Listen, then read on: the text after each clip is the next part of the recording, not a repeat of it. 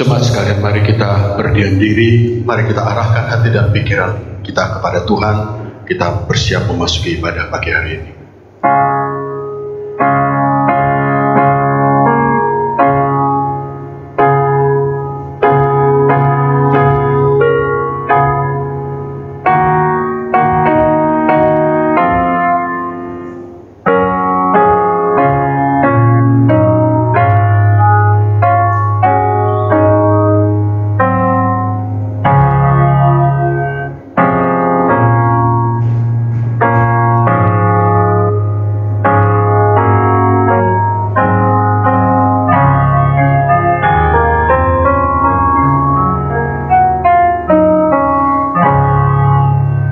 Kita akan memulai ibadah kita dengan mengakui bahwa pertolongan kita adalah di dalam Tuhan yang menjadikan langit dan bumi. Turunlah kiranya atas kita sekalian anugerah dan damai sejahtera dari Allah Bapa, Allah Putra, dan Allah Roh Kudus. Amin. Aku akan memasyurkan namamu kepada saudara-saudaraku dan memuji-muji engkau di tengah-tengah jemaat. Kamu yang takut akan Tuhan, pujilah Dia, mulia bagi namanya.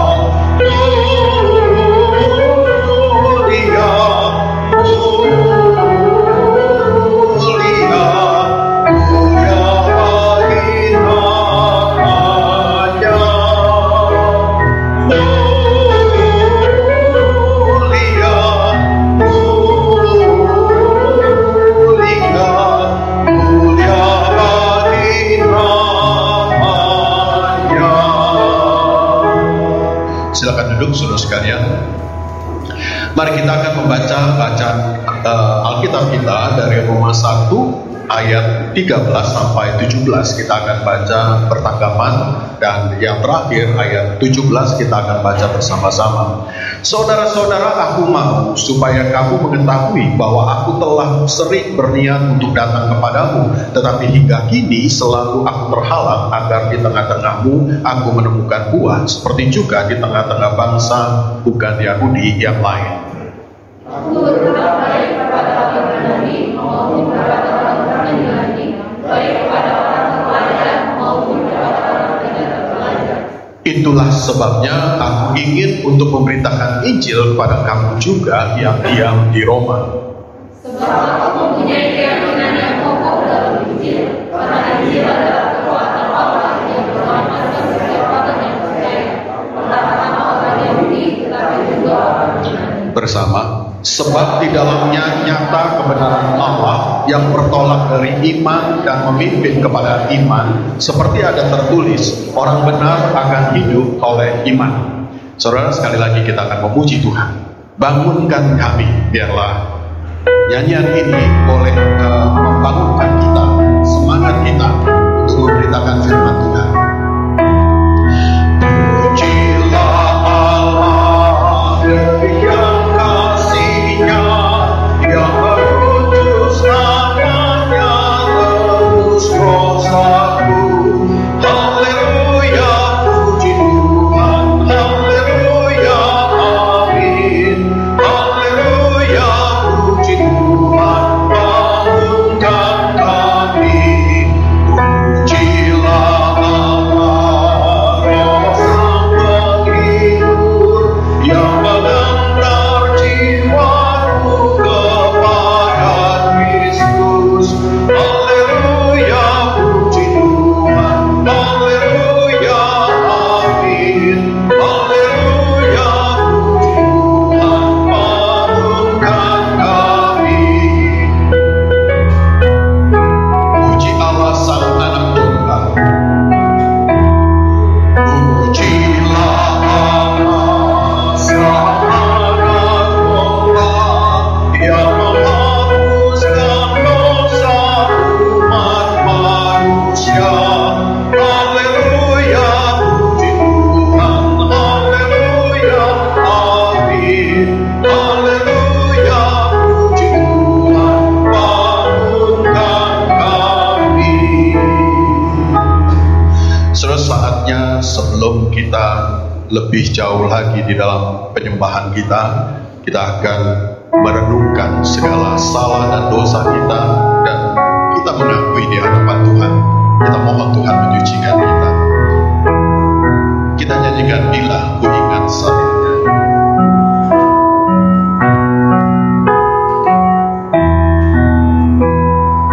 Bila ku ingat salibnya, misi Tuhan dibaru. Ku tinggalkan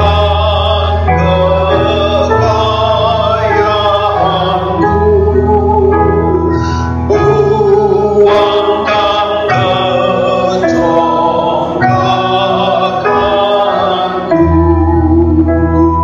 Coba sekalian mari kita pakai berdiri.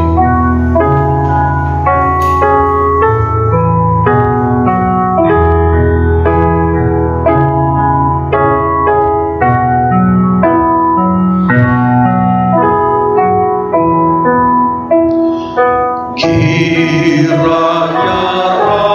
rasa banggaku hanya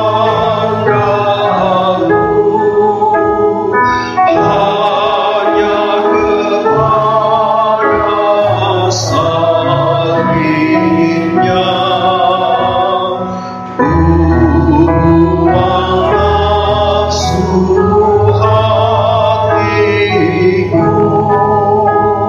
hatiku, ganti dengan darahnya. Mazmur 51 ayat 12. Jadikanlah hatiku tahir, ya Allah, dan perbaharuilah batinku dengan roh yang teguh. Saudara, mari kita datang di hadirat Tuhan, mengakui segala salah dan dosa kita. Mari kita mohon Tuhan menyucikan kita.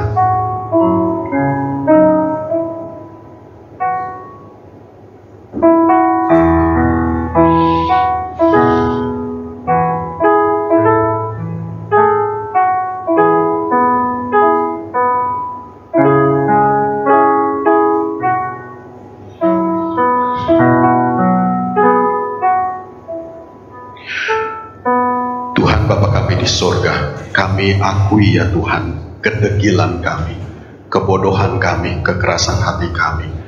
Kami sudah mendapatkan berkat yang begitu besar dari Engkau, keselamatan kekal.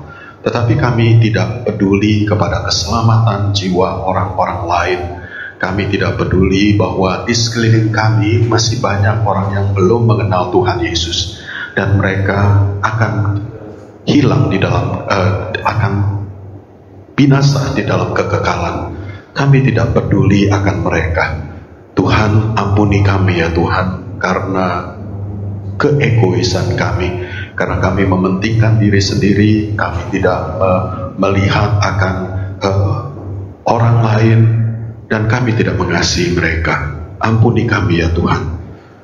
Terima kasih Tuhan untuk pengampunan. Di dalam nama Yesus kami telah berdoa. Amin.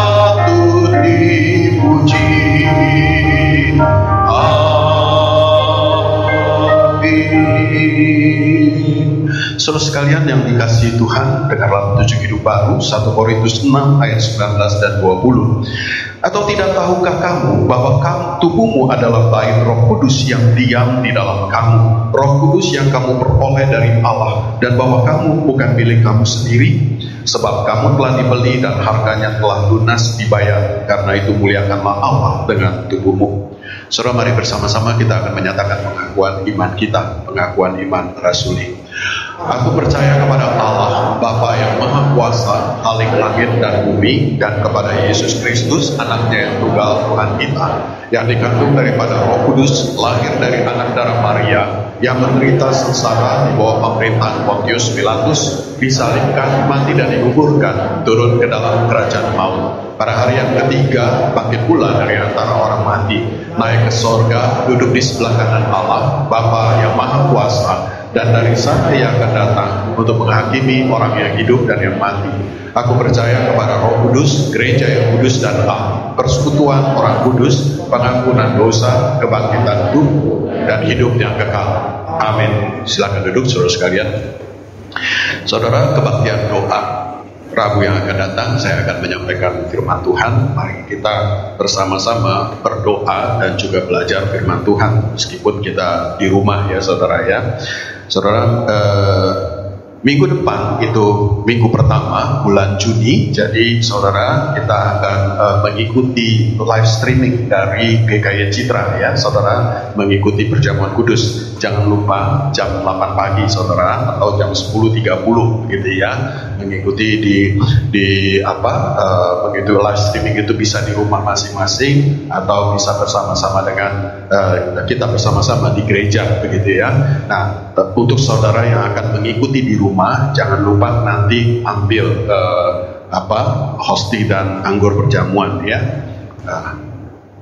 Baik, jemaat yang berulang tahun, Rina Sufian ini cekiau saudara ya, tanggal 24 Mei kemarin, dan Helidia tanggal 25 Mei. Selamat ulang tahun kepada mereka berdua ya. Baik, saudara, kita akan mempersiapkan diri kita, kita akan untuk mendengar firman Tuhan. Mari kita nyanyikan Berikanku Hati untuk persiapan diri kita.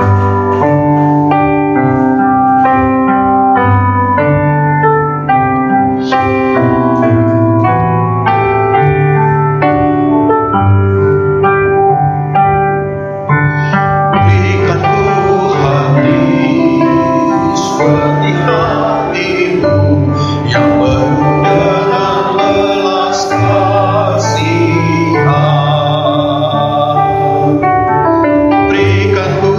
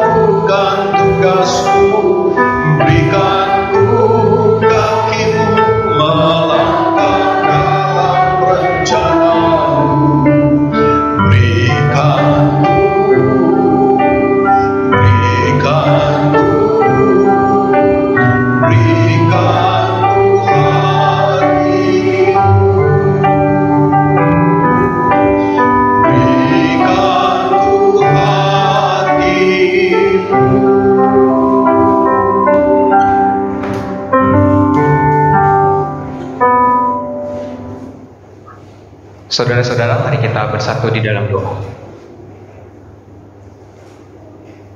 Bapa Maha Kasih di dalam Kristus, puji syukur kami panjatkan kepadamu Tuhan, ketika kami diberikan kesempatan sekali lagi untuk belajar firman Tuhan.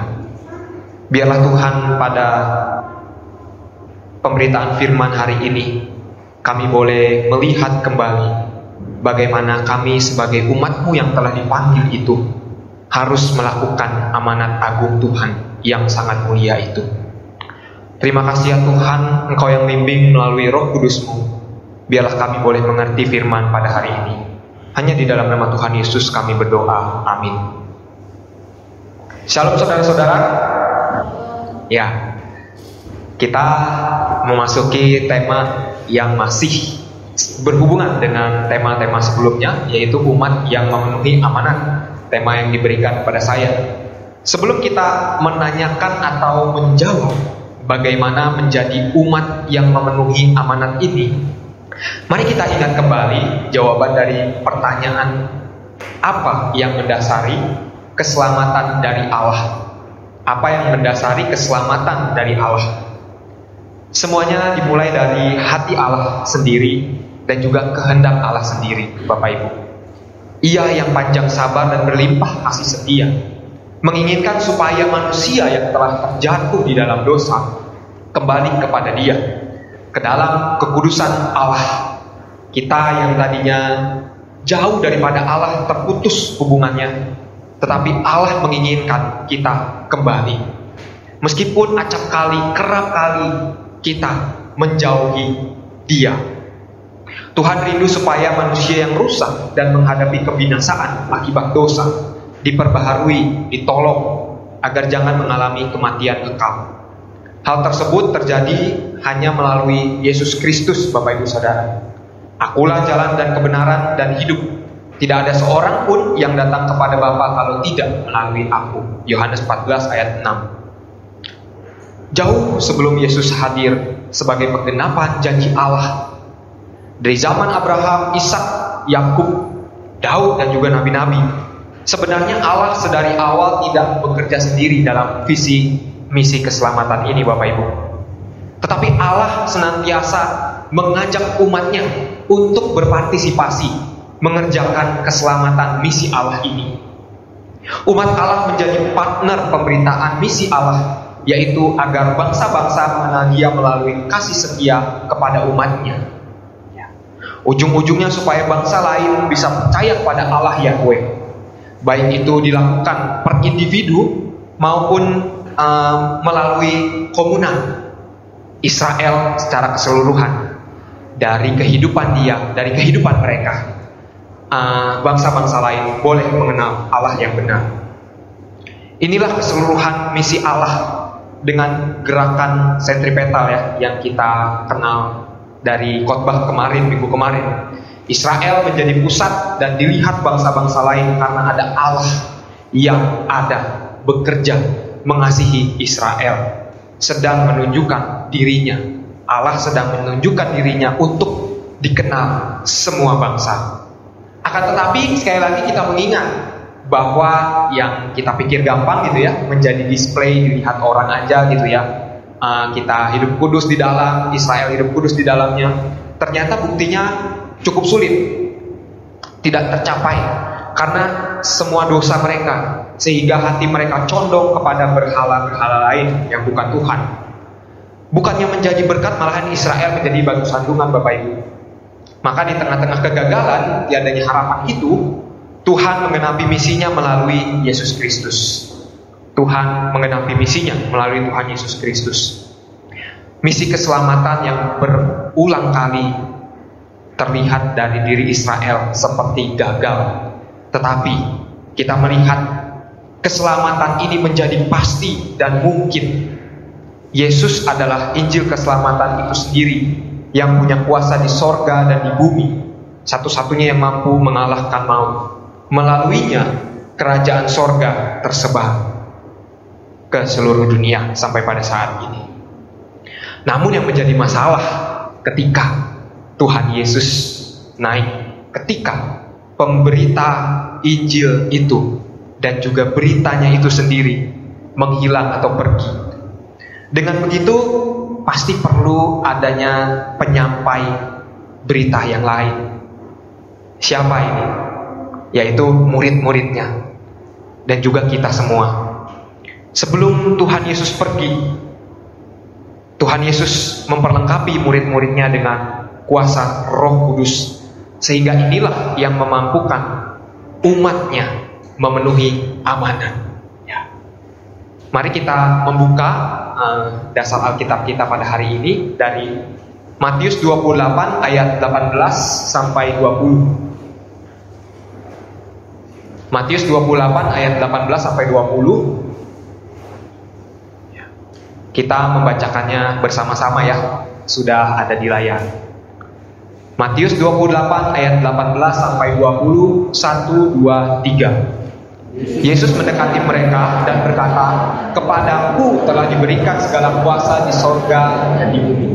Karena itu pergilah, jadikanlah semua bangsa muridku, dan baptislah mereka dalam nama Bapa dan Anak dan Roh Kudus, dan ajarlah mereka melakukan segala sesuatu yang telah kuperintahkan kepadamu.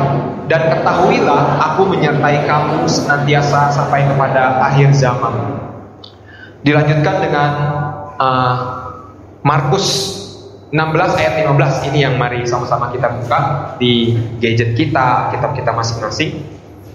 Markus 16 ayat 15.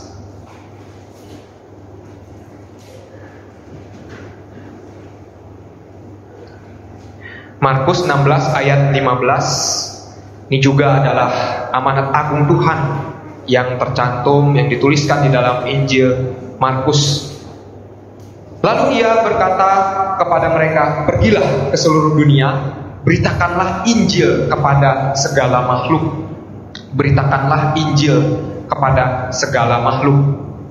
Jadi ketika kita bertanya bagaimana menjadi umat yang melakukan amanat agung Allah, amanat agung Tuhan, kita kembali kepada amanat agung itu sendiri. Kalau kita melihat, kita harus menyadari bahwa kita memberitakan Injil merupakan satu kelaziman. Melaksanakan amanat agungnya adalah hal yang sudah sepantasnya kita lakukan demikian. Sudah sepantasnya orang-orang Kristen memberitakan Injil. Inilah yang pertama yang harus kita ingat, yaitu tentang identitas kita. Hal ini kita lihat dalam pemakaian kata pergi tadi yang ada di dalam amanat agung. Kata pergi ini berasal dari bahasa Yunani poreutentes ya. Kan ini adalah kata kerja adjektif. Jadi bukan kata kerja utama ya. Kalau dalam grammar di dalam bahasa Yunani ini ada kata kerja adjektif yang mendukung kata kerja utama itu sendiri. Jadi sebenarnya perintah Tuhan itu adalah titik beratnya bukan di kata pergi, tetapi menjadikan murid. Tapi bukan berarti kata pergi ini menjadi tidak penting. Tetapi ini sangat penting sekali karena mendukung kata kerja yang utama ini, yaitu menjadikan murid. Terjemahan yang mungkin cocok seperti ini Bapak Ibu. Sementara kamu pergi, muridkanlah segala bangsa itu. Jadi meski bukan menjadi kata kerja utama, ini menjadi penting karena memberikan penjelasan yang semakin kuat kepada perintah utama ini, menjadikan murid.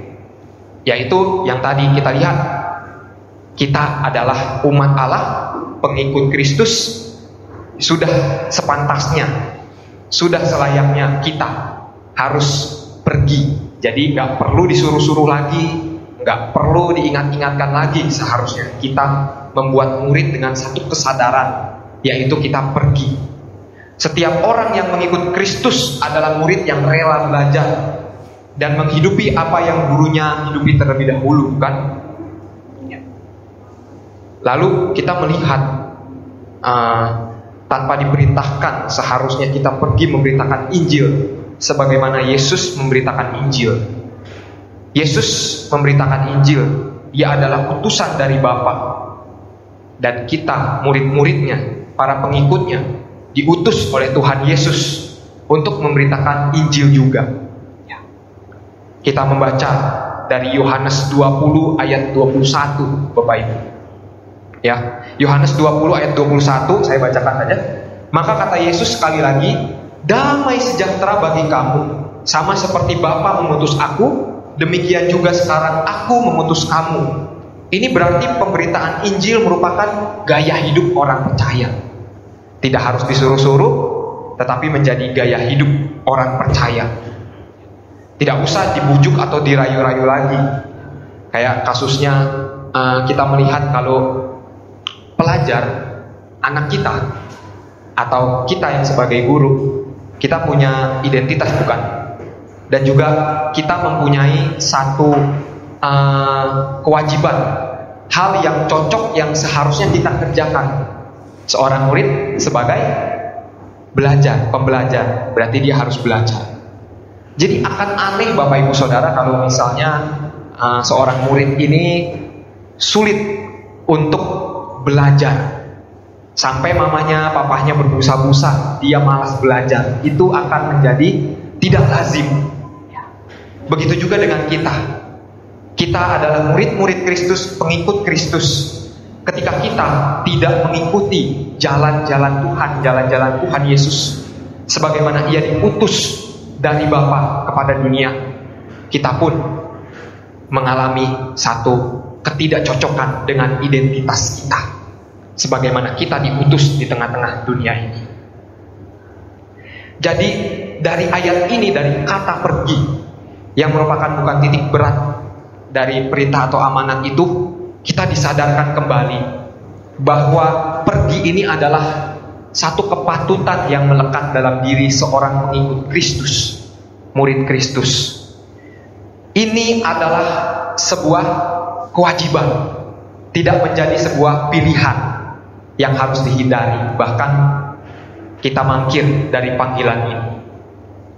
Pengikutnya harus menjalankan dan memenuhi amanat agung karena terkait dengan identitas kita, supaya ini menjadi cocok satu dengan yang lain. Kita juga berpartisipasi dengan misi yang Allah berikan kepada kita. Allah kita tidak pernah salah memberikan amanat. Ya, jadi kasusnya kan kalau atasan sama bawahan gitu ya, atau relasi bos dengan pekerja karyawannya itu kan sangat mungkin dan bisa saja bos ini memberikan amanat atau memberikan perintah itu tidak sesuai dengan identitasnya dia. Bagaimana nih maksudnya? Tidak sesuai dengan identitas dari karyawan itu. Misalnya seorang bos memberikan amanat perintah kepada staf keuangan, padahal amanat tersebut cocoknya atau layaknya itu seharusnya dikerjakan oleh teknisi. Masa iya sih dia memberikan amanat kepada staf keuangan gitu kan? Ini ada jadi salah ini kan, salah amanat atau salah alamat gitu ya. Harusnya ditujukan kepada orang yang memiliki identitas yang tepat, tetapi ini tidak cocok sama sekali ketika seorang bos ini memberikan amanat atau perintah kepada bawahan atau karyawannya ini. Tidak dengan Allah kita. Allah kita mengenal siapa kita, dan kita dirancangkan untuk pekerjaan baik Allah. Kita yang biasanya seringkali menyalah-nyalahkan atau membelok-belokkan identitas kita sendiri dari apa yang kita lakukan. Salah satunya tidak melakukan amanat agung Tuhan. Yang kedua, Bapak Ibu Saudara, kita melihat realitas kita dari sejarah atau visi keselamatan Allah. Ada benang merahnya. Kita diciptakan dengan mulia. Kita adalah milik kepunyaan Allah, tetapi terjatuh di dalam dosa. Karena kita terjatuh di dalam dosa dan tidak mampu dengan diri kita sendiri kembali kepada relasi dengan Allah yang baik itu, Tuhan menyelamatkan kita melalui Tuhan Yesus Kristus. Kita diselamatkan dari Ia yang rela mati, bangkit, dan naik ke surga mengalahkan maut, menjadi satu-satunya pengharapan kita. Oleh karena Allah mengasihi kita, kita diselamatkan. Ia tidak mau kalau sebagai kepunyaannya kita ini binasa. Atas dasar kasih karunia Allah, inilah yang menyadarkan kita untuk memenuhi amanat agung Tuhan. Kita sadar oleh karena kasih Allah itu sendiri.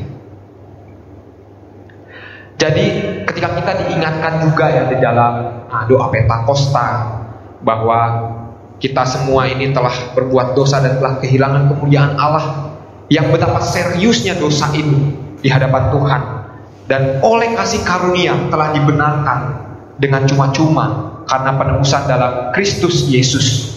Melalui iman sajalah kita mendapat keselamatan dari kasih karunia Allah itu sendiri. Oleh karena itulah Yesus pun memerintahkan supaya kita memberitakan dengan cuma-cuma. Matius 10 ayat 7 sampai yang ke-8. Ya. Kita menjadi pemberita yang membagikan kasih Allah. Saudara yang terkasih, tidak ada seorang manusia pun yang layak menerimanya. Tetapi kita dipandang, kita diangkat kembali karena kita adalah kepunyaannya. Oleh karena kemurahan Allah yang berkali-kali kita melakukan dosa sana sini, ini itu, tetapi Dia mau mengangkat kita supaya kita kembali ke dalam pelukan Allah. Ingatlah lagi Bapak Ibu Saudara, kalau jiwa kita lagi lesu untuk melakukan amanat agung Tuhan ini, yang seharusnya sebagaimana yang Tuhan rancangkan. Ingatlah bagaimana kita pertama-tama dipanggil di dalam Tuhan. Ingatlah lagi siapa yang menjadi perpanjangan tangan Allah kita, supaya kita beroleh percaya, beriman kepadanya, dan beroleh pengharapan keselamatan di dalam Dia.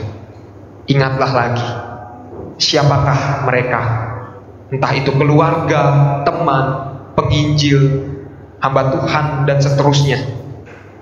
Kita juga diberikan perintah untuk melakukan demikian. Kita menjadi saksi umat yang memenuhi amanat agung itu. Jadi kewajiban di sini yang tadi kita pahami, yang sudah yang pertama cocok dengan identitas kita, dan juga di sini adalah cocok dengan kasih karunia Allah. Sehingga kewajiban ini berbeda juga ketika kita melakukan kewajiban-kewajiban yang lain yang kita biasa lakukan di dalam dunia. Kita menebar kasih Allah bukan sebagai keterpaksaan, tetapi kita mengingat bahwa Allah pertama-tama telah mengingat kita sehingga kita dipanggil. Bukan karena tuntutan yang kosong yang terlebih dahulu kita harus bekerja gitu ya. Kalau pekerjaan tuntutan itu kan gaji itu belum dibuka. Tetapi ingat bahwa kita telah menerima terlebih dahulu anugerah keselamatan itu, sehingga sudah sepatutnya kita meresponinya dengan kita juga melihat kasih, kita mengasihi orang-orang yang terhilang. Kita dari kasih Allah digerakkan untuk melakukan amanat agung Tuhan. Yang selanjutnya Bapak Ibu Saudara, melakukan amanat agung Tuhan, kita sebagai umat yang melakukan amanatnya adalah sebuah urgensitas, sebuah kemendesakan yang tidak bisa kita tunda-tunda lagi gitu ya. Kita harus menyadari bahwa tidak ada seorang pun yang mengetahui masa dan waktu. Tidak ada seorang pun yang mengetahui masa dan waktu. Kita lihat Kisah Para Rasul 1 ayat yang ke-6 sampai yang ke-8. Amanat agung yang tertulis di dalam Kisah Para Rasul ini. Maka bertanyalah mereka yang berkumpul di situ, "Tuhan, maukah Engkau pada masa ini memulihkan kerajaan bagi Israel?" Jawabnya, engkau tidak perlu mengetahui masa dan waktu yang ditetapkan Bapa sendiri menurut kuasanya. Tetapi kamu akan menerima kuasa kalau Roh Kudus turun ke atas kamu, dan kamu akan menjadi saksiku di Yerusalem dan di seluruh Yudea dan Samaria dan sampai ke ujung bumi. Bapak Ibu, kita melihat jawaban Yesus di ayat yang ke-7 tadi secara tersirat sedang menunjukkan kepada kita bahwa pemulihan yang akan dilakukan Allah ini tidak terbatas seperti apa yang ditanyakan di ayat yang ke-6, hanya kerajaan Israel. Tetapi pemulihan yang dilakukan Tuhan adalah secara universal. Secara universal. Dan kita tidak mengetahui kapan masanya itu dipenuhi, kapan Tuhan Yesus datang kembali. Kisah Rasul 3 ayat 21 berbicara, Kristus itu harus tinggal di sorga sampai waktu pemulihan segala sesuatu seperti yang difirmankan Allah dengan perantaraan nabi-nabinya yang kudus di zaman dahulu. Ya. Jadi kemendesakan pemberitaan Injil yang ditunjukkan melalui panggilannya, di mana kita tidak mengetahui datangnya hari Tuhan, inilah yang menggerakkan kita. Inilah yang menyadarkan bahwa ini adalah kewajiban yang mendesak. Tidak ada waktu lagi. Kita tidak tahu, karena kita tidak tahu kapan hari Tuhan itu tiba. Ia rindu supaya keselamatan dicicipi dan dinikmati oleh semua bangsa, tidak terbatas dari apa yang ditanyakan tadi, hanya kepada restorasi Israel, transformasi Israel. Tetapi Allah yang rindu untuk memberi keselamatan, memperbaiki segala tatanan yang ada, yaitu kepada semua bangsa. Ini dikatakan dari kitab Nabi Yesaya 42 ayat yang ke-6. Yang perempuan membaca Yesaya 42 ayat yang ke-6, yang laki-laki kita baca bersama-sama Yesaya 49 ayat yang ke-6. Yang perempuan terlebih dahulu, 1, 2, 3. Aku ini Tuhan telah memanggil engkau untuk maksud penyelamatan, telah memegang tanganmu, aku telah membentuk engkau dan memberi engkau menjadi rakyat dari kalangan manusia, menjadi orang berbangsa-bangsa. Ya, yang laki-laki, terlalu sedikit bagimu hanya untuk menjadi hambaku, untuk menegakkan suatu suku Yakub dan untuk mengembalikan orang-orang Israel yang masih terpelihara. Tetapi aku akan membuat engkau menjadi terang bagi bangsa-bangsa, supaya keselamatan yang datang daripadaku sampai ke ujung bumi. Iya, kita harus menjadi terang bagi bangsa-bangsa. Merupakan satu kewajiban, satu kepatutan kita sebagai orang-orang yang telah dipilih Allah. Panggilan yang sifatnya begitu mendesak, oleh karena kita tidak mengetahui masa dan waktu yang ditentukan Tuhan. Ya, Lause, jadi gambarannya semendesak apa sih? Semendesak apa sih? Semendesak kalau kita mau mengangkat panggilan telepon. Bahkan harusnya lebih daripada itu. Panggilan telepon dari seseorang yang kita kasihi saja misalnya. Panggilan telepon dari papa mama kita, panggilan telepon dari suami atau istri kita, menjadi prioritas yang utama, yang tidak bisa ditunda lagi, yang paling penting, yang tidak bisa ditunda-tunda lagi. Namun lebih daripada itu, Bapak Ibu, sadarilah kalau panggilan ini dilakukan oleh Dia yang memanggil kita, yang punya hidup. Jadi bukan kuat dan gagah kita mampu mengangkat panggilan dari Allah ini karena kita sendiri, tetapi Tuhan sendiri yang memampukan kita, yang melayakkan kita. Jadi kalau sudah begini, kita tahu identitas kita. Kita mengetahui Allah pertama-tama mengasihi kita. Dan juga ada masa yang urgent sekali ini. Masihkah kita atau pantaskah kita tidak memenuhi panggilannya ini? Layakkah kita mangkir dari panggilan menjadi saksi dan menjadi berkat bagi semua bangsa ini? Sangat tidak mungkin, bukan saudara-saudara? Sangat tidak mungkin. Tadi di awal berbicara identitas, di mana Tuhan memberikan perintah atau amanat yang cocok dengan identitas kita. Tuhan tidak pernah memberikan satu amanat atau perintah untuk kita taati itu secara serampangan, Bapak Ibu Saudara. Beda dengan bos, kalau tadi tentang identitas yang tidak mengenal posisi, menempatkan kita, tapi dia sendiri ternyata tidak tahu posisi. Tapi kita melihat di sini Tuhan juga bukanlah bos yang memberikan perintah serampangan tanpa pertimbangan, yang cuman kayak dikejar-kejar waktu gitu ya. Ayo bergegas kerjakan ini dan itu. Kita kan sedang berbicara urgensitas itu ya, kemendesakan.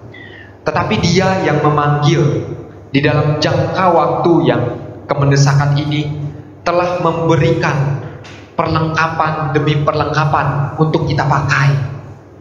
Bukan memberikan suatu perintah untuk dilakukan secara lepas aja gitu ya.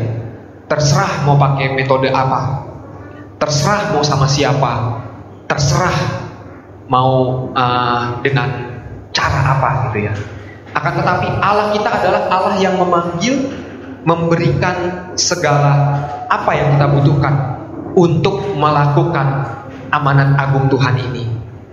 Jadi kita ini meskipun secara fisik gitu ya ditinggalkan oleh Tuhan Yesus, tetapi Ia hadir di dalam hati kita selalu dan mengutus Roh-Nya yang kudus supaya kita mampu di dalam memberitakan, melakukan Injil Kristus, menyebarkan, memenuhi amanat agungnya.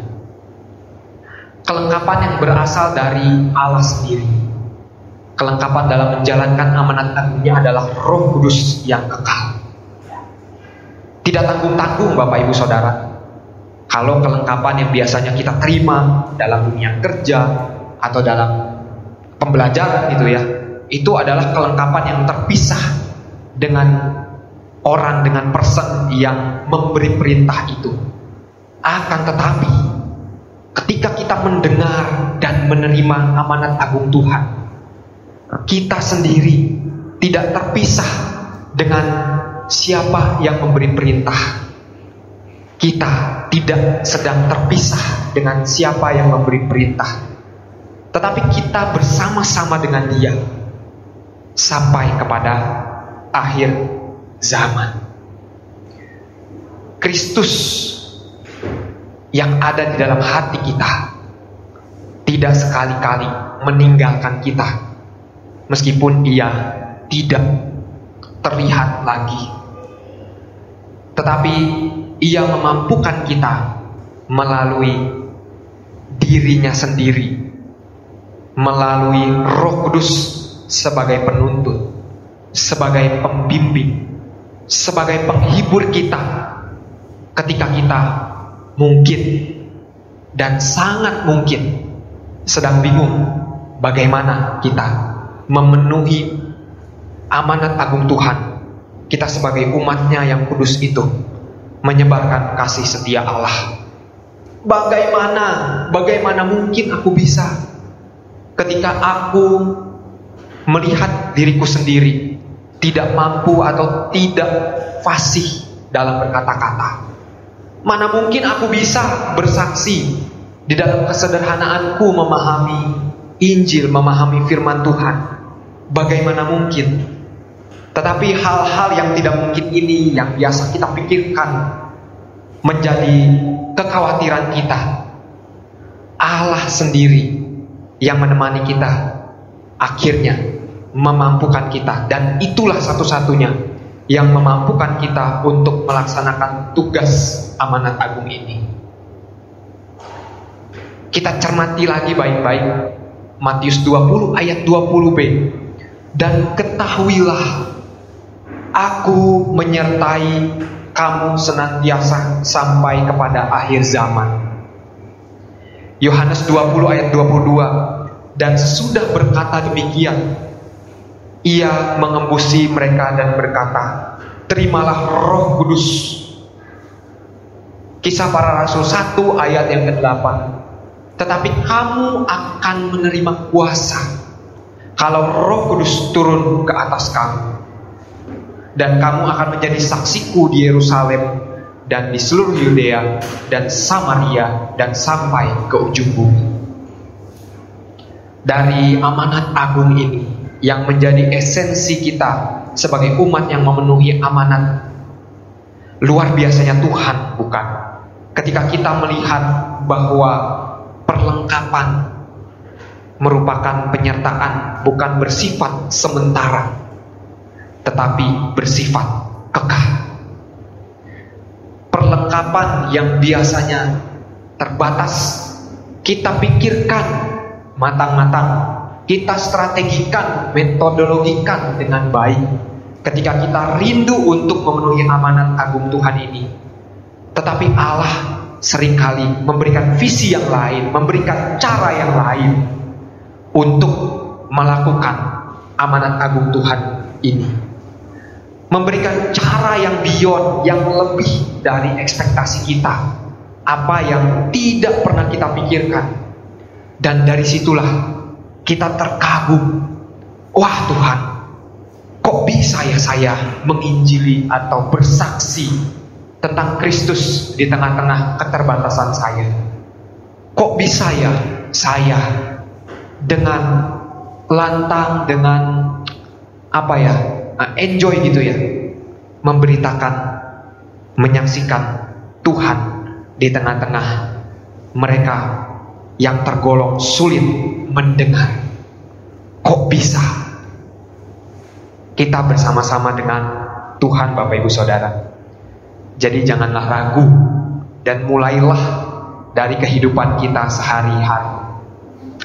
Orang yang kita temui sehari-hari, pertama, kita bisa mulai dari teladan hidup yang berbeda dengan dunia ini. Berbeda dengan standar moral yang biasa-biasa, yang biasa dunia kenal.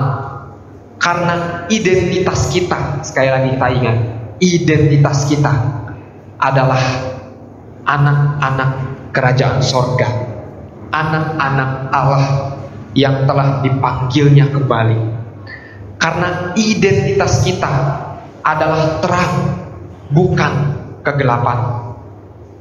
Yang kedua, kita punya kasih yang tergerak dari kasih Allah itu sendiri, sehingga itulah yang mendorong kita untuk memenuhi amanat agungnya.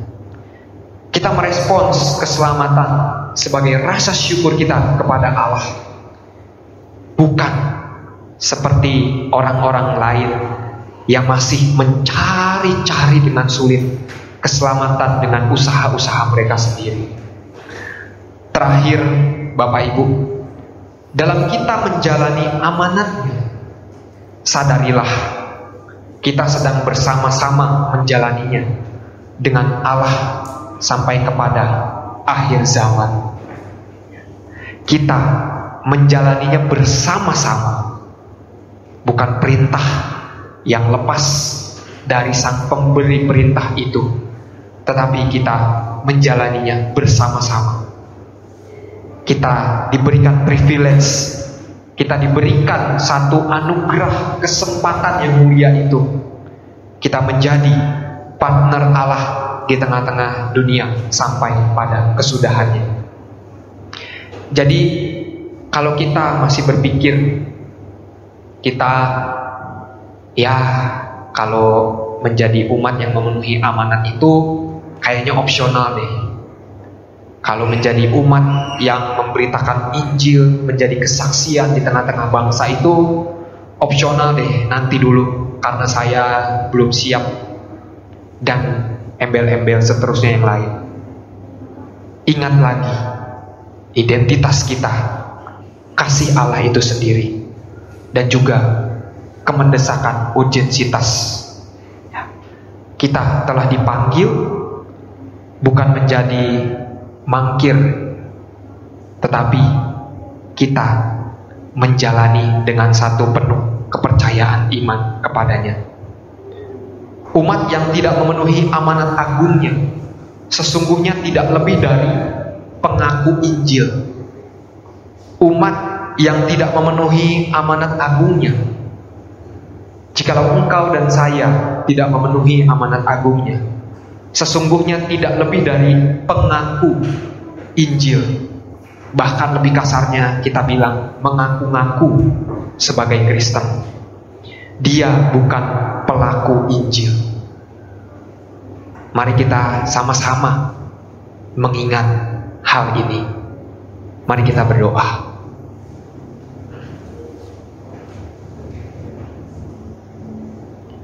Tuhan, melalui firman hari ini, kami kembali disadarkan bahwa kami adalah anak-anak pengikut Tuhan Yesus Kristus,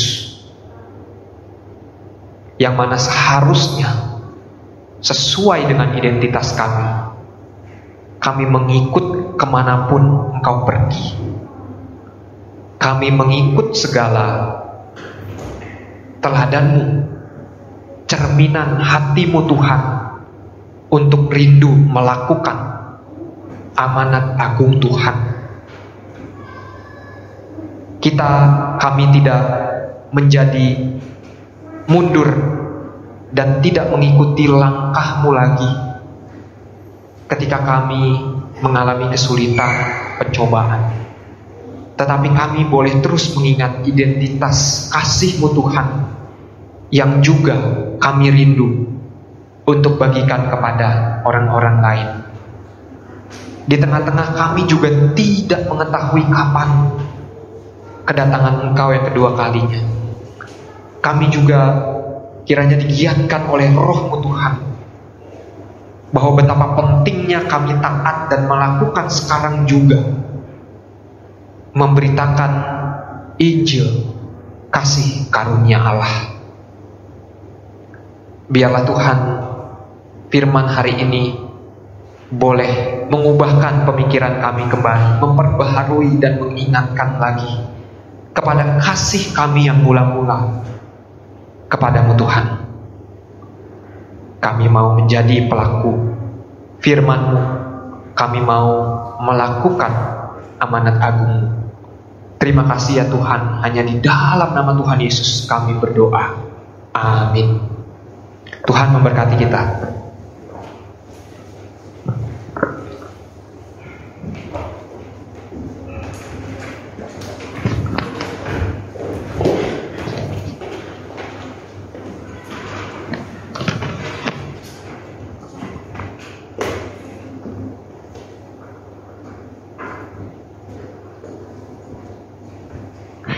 Saudara, mari kita responi pemberitaan firman.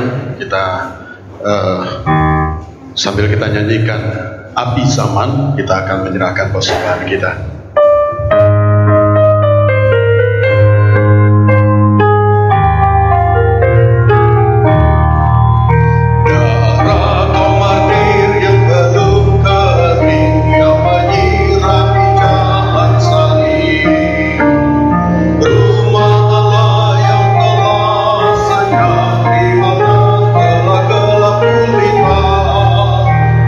Semoga akhiri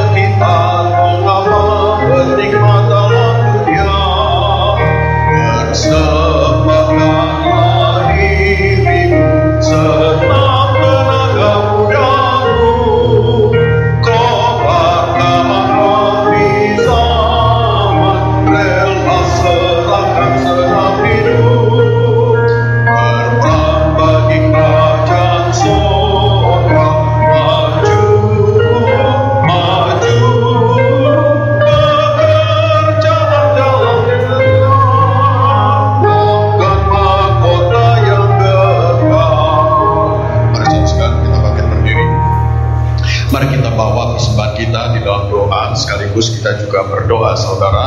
Kita berdoa bagi pengurus PGI, PGI pusat, saudara.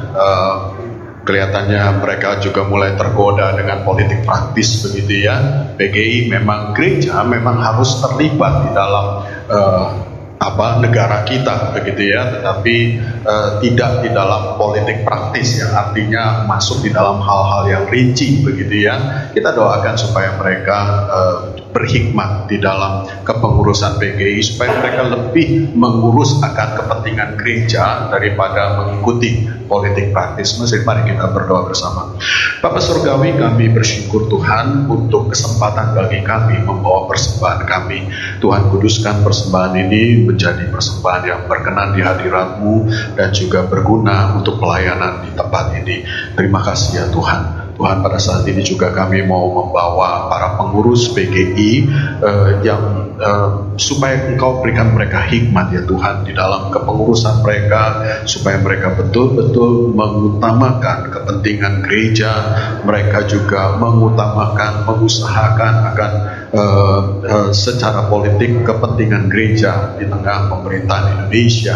Tuhan, masih banyak yang harus dilakukan untuk gereja, di mana kami juga seringkali kesulitan mendapatkan izin maupun di dalam melakukan ibadah. Kiranya PGI lebih memperhatikan hal-hal seperti itu dan tidak terlibat di dalam politik praktis. Tuhan, berikan mereka hikmat dan kekuatan untuk kepengurusan mereka. Terima kasih ya Tuhan. Kami berdoa di dalam nama Yesus. Amin.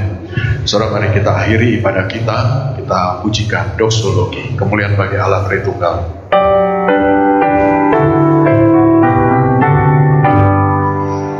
Puji Allah Bapa Putra, puji Allah Roh Kudus, ketika daya Esa, mohon selamat sumber berkah.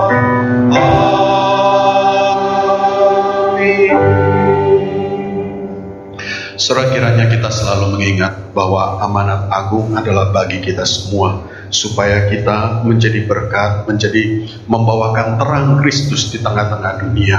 Mari saudara, arahkan hati dan pikiran kita kepada Tuhan. Kita akan menerima berkat Tuhan. Kiranya kasih dari Allah Bapa, Allah Anak, Yesus Kristus, dan juga Roh Kudus menyertai kita, memberkati kita di dalam kehidupan kita, memberikan kita hikmat dan kekuatan di dalam melakukan kehendak dan firman-Nya. Dan Allah Tritunggal senantiasa memberikan kita sukacita dan damai sejahtera mulai saat ini sampai selama-lamanya. Amin.